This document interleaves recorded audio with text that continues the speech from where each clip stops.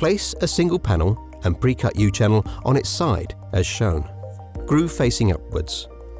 Insert the tongue of the second panel into the groove of the first as shown. Using a rubber mallet and with moderate force, hit the groove of the second panel. Insert your offset weighted foot as shown. These should be placed in the same hole every other panel. Pre-cut U-channel is provided at 950 mm to sit between each support foot. Raise and position your first two panels an offset foot. Place between 1 and 3 weights on your offset foot as per your project plan. Next, add another panel complete with offset foot. Using a rubber mallet and with moderate force, click the panel into place as shown. Repeat the process with the weights.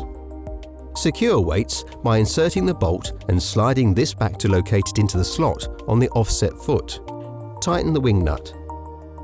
Add further floor U-channel and insert your next panel, this time without the equal foot, as shown. Continue the process until the required number of panels are in place.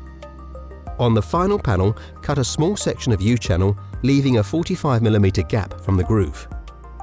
Install and secure your end U-channel, or if applicable, door frame, corner or internal wall trim.